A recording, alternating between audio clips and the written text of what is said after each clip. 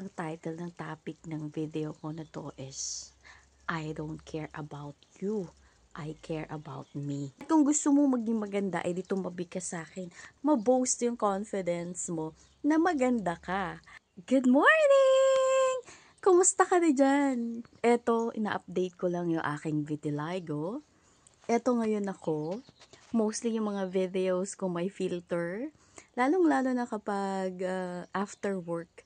Alam niyo yung nawawala na yung makeup. So, tinatamad na ako mag-makeup. So, kapag nagvi-video ako, nagpi-filter na lang ako. So, video creator ka tapos tinatamad ka na mag-makeup.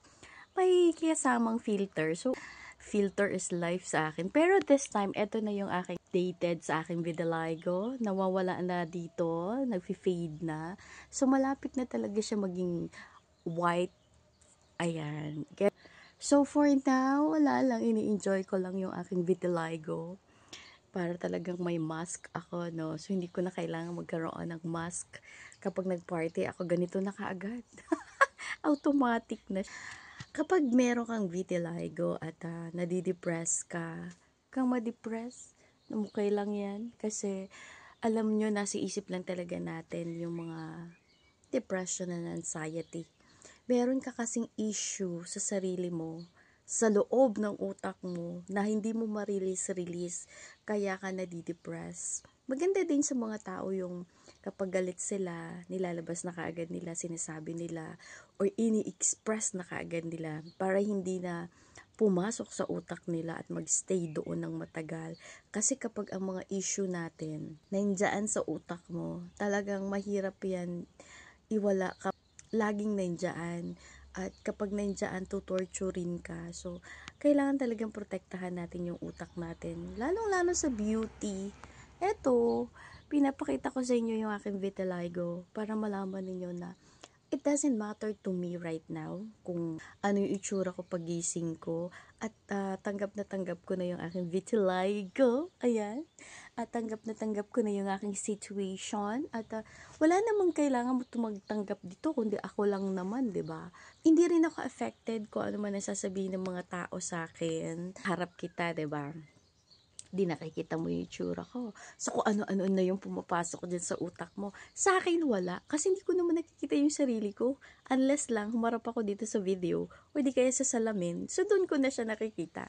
The thing is, kapag may kausap ako, so hindi ko nakikita yung itsura ko. So, ikaw yung nakakakita sa akin. So, ikaw yung may meaning niyan. Ikaw yung mag-iisip ng kung ano-ano. Sa akin, wala. So, for me, it doesn't matter. Hindi ako nagdi-defend sa mga sasabihin ng mga kaibigan ko na okay lang yan. Kasi, you don't know. Oo, sasabihin nyo talaga sa akin na okay lang yan. Kasi hindi naman kayo may ganito. Ngayon, pag sinabi nyo okay lang yan, I don't care. Kasi talagang okay na okay sa akin. At kung gusto mo maging maganda, ay di tumabi ka sa akin para ikaw ang beautiful sa ating dalawa. O diba? Mas maganda ako yung magiging barkada mo or magiging friends mo or kasama mo at tumabi ka sa akin kapag ganito yung itsura ko para ma-boost yung confidence mo na maganda ka. Ay, buti na lang hindi ako katulad niya na wala akong ganyan na vitiligo.